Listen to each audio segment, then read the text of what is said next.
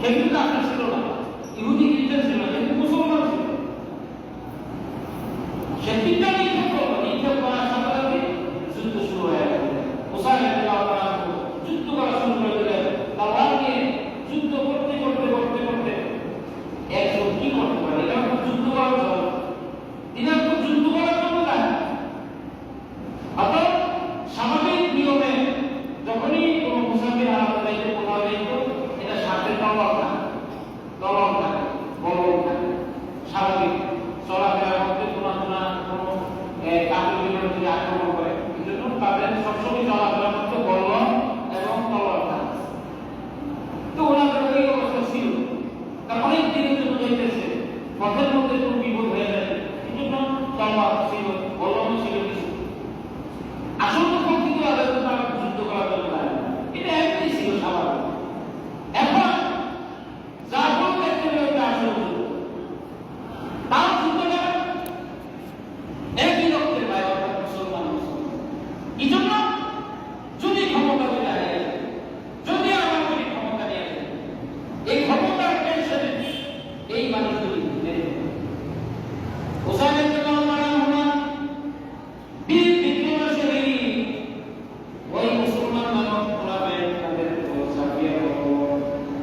যে সামনে সেটা কি দুনিয়া তৈরি করে দিয়েছে, কাটতে যাওয়ার সামনে দিয়েছে, কাটতে সামনে দিয়েছে, 100 লাখ করতে পারে না, পানি বিভাজা হয়ে গেছে।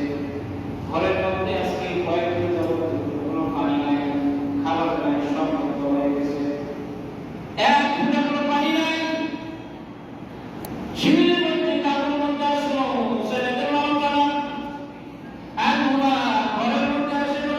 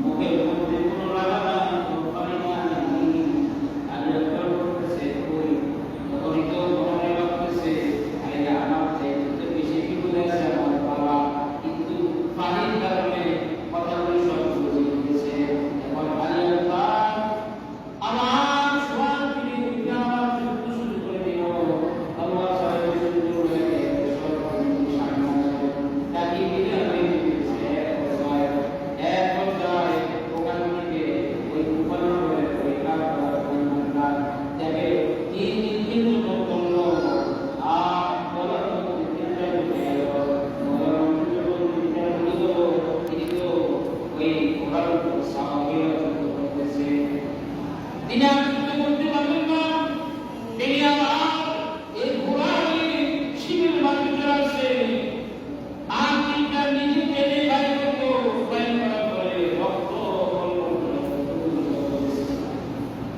আর বলতে যায় বলতেছে বাবা গো একটু পানির ব্যবস্থা করো একটু পানির ব্যবস্থা করো আমার জীবন করবাই দিতেছে বাবা